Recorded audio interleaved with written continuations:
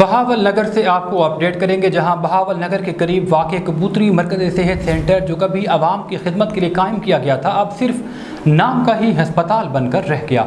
यहाँ ना मरीज़ों की देखभाल की जाती है, ना ही अमला ड्यूटी पर मौजूद है। मरीज़ों को घंटों इंतज़ार करना पड़ता है। डॉक्टर अपने प्राइवेट क्लिनिक्स पर मसरूफ़ रहते हैं।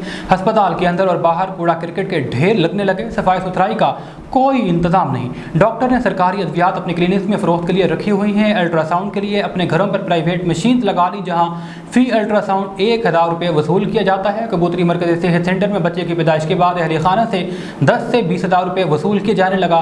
मरीज़ों के साथ हद तक आमेज सलूक भी आम हो चुका। लेडीज़ अमला मरीज़ों को अपने घरों में इलाज की दावत देती हैं। अवामी और समाजी हलकों ने वज़ीर आला पंजाब, सेक्रेटरी हेल्थ और डिप्टी कमिश्नर बहावल नगर से नोटिस लेने का मुतालबा किया है।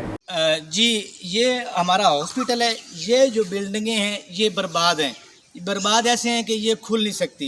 ये बिल्कुल नाकस हैं। जो कहते हैं ना, जहाँ पे घर में एक कमरा हो तो कचरे वाली जगह होती है, ये कचरे वाली है। ये देखें, आवाम के टैक्स से ये मिली हुई दवाई ये पड़ी है।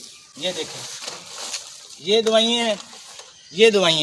ये दवाई जो मेडिसिन आती है ये आवाम के टैक्स से आती है। ये मरीज़ को नहीं दी जाती। ये कूड़े के क्रिकेट में फेंकी जाती है। ये जो कमरे हैं, जो सरकारी बिल्डिंगें हैं, ये कूड़ा क्रिकेट है। ये अगर कोई उधर से दवाई आती है तो इधर फेंक देते हैं। बाकी जो हमारे हुकूमत से बार बार ये गुजारिश है कि गरीब मजलूम आवाम पर रहम करें और इनको इनका जो हक़ है वो हक़ दें।